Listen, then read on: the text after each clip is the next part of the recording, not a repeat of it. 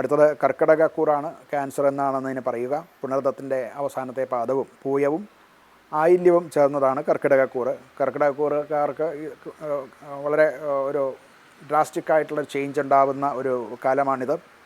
കാരണം ഇത്രയും കാലം ഇത് 12ാം ഭാവത്തിൽ ഇരുന്ന സർവേശ്വരകാരണകനായിട്ടുള്ള വ്യാഴം ജൂൺ 2-ന് ശേഷം ലഗ്നത്തിൽ പ്രവേശിക്കുന്നു. അത് ഉച്ചത്തിലും ആണ്.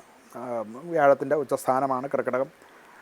പല തരത്തിലുള്ള അനുകൂലമായിട്ടുള്ള പോസിറ്റീവായിട്ടുള്ള മാറ്റങ്ങൾക്ക് ഈ കൂറുകാർക്ക് സാധ്യത കാണുന്നുണ്ട്.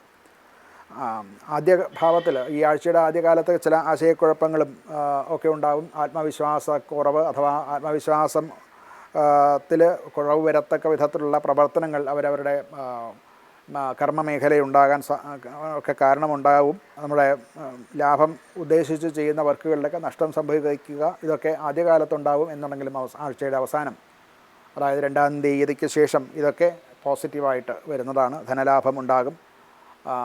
അതുപോലെ തന്നെ ആത്മവിശ്വാസം, ചെയ്യുന്ന ജോലിയോട് ആത്മവിശ്വാസം കൂടത്തക്ക വിധത്തിലുള്ള സാഹചര്യങ്ങളുണ്ടാകും.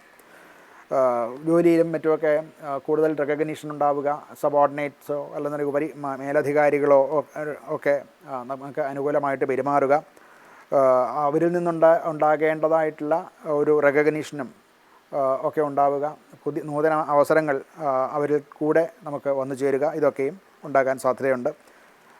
ധനപരമായിട്ടും അനുകൂലമാണ്, വളർച്ച തന്നെയാണ് അവർക്ക് ഉണ്ടാകുന്നത്. മറ്റ് കഷ്ടനഷ്ടങ്ങൾ ഒന്നും ഉണ്ടാകാൻ സാധ്യതയില്ല.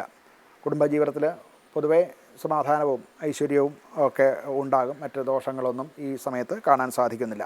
ആരോഗ്യപരമായിട്ട് ഒരു മാനസികവും ശാരീരികവുമായിട്ട് ഉള്ള ഊർജം അവർക്കുണ്ടായിരിക്കും. മറ്റ് രോഗസാധ്യതകളൊന്നും കാണുന്നില്ല.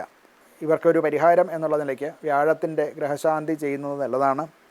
അതുപോലെ തന്നെ ദാനം, ഗുരുതുല്യന്മാരായിട്ടുള്ളവർക്ക് ഒക്കെ ദാനം ചെയ്യുക, അവരെ സന്തോഷിപ്പിക്കുക, ഇതൊക്കെ നല്ല കാര്യമാണ്. ക്ഷേത്രദർശനം, മഹാവിഷ്ണുവിൻ്റെ ക്ഷേത്രദർശനം നടത്തുക, അവിടെ പ്രദക്ഷിണാദികൾ നടത്തി തുളസിമാല മുതലായവ സമർപ്പിക്കുക, ഇതൊക്കെയും അനുകൂലമായിട്ടുള്ള ഫലം ചെയ്യുന്നതാണ്.